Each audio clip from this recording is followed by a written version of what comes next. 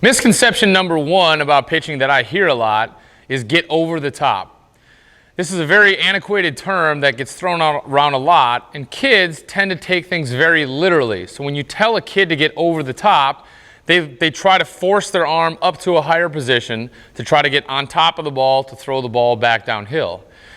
What you're really teaching a kid to do is you're teaching them to get off of their posture, their natural posture in their turn, to put them in an unnatural position to throw the ball. Some guys genetically are more predisposed to be essentially more over the top, but it's not something that you're trying to force every kid to try to get through.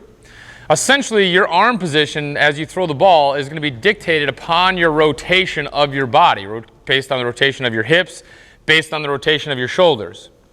So if I'm working with an athlete and he comes in and says, yeah, I've been working on getting over the top, the first thing I think in my head is you're immediately going to miss the rotation of your lower half and get immediately into your upper half.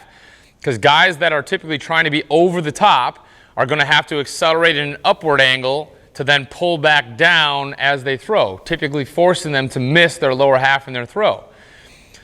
Every thrower you see is going to throw somewhere between 180 degrees and around 154 degrees from the raw analysis that I had found out as I went through the video analysis I've done of big league pitchers. So what you're essentially saying is now if I would rotate essentially just parallel to the ground and there would be my release point, the only way I can physically get over the top is for me to now rotate my posture outward to lift my arm up.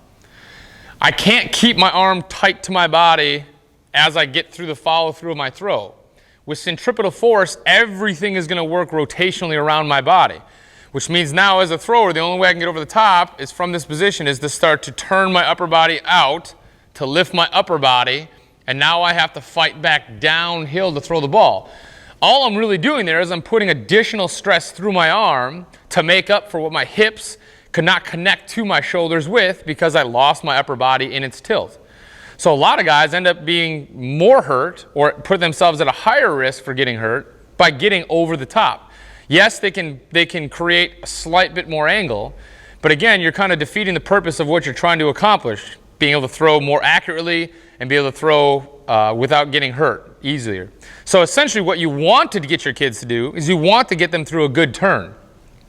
So in a good turn, as my hips rotate essentially parallel to the floor, my upper body connected to that should rotate pretty parallel to the floor.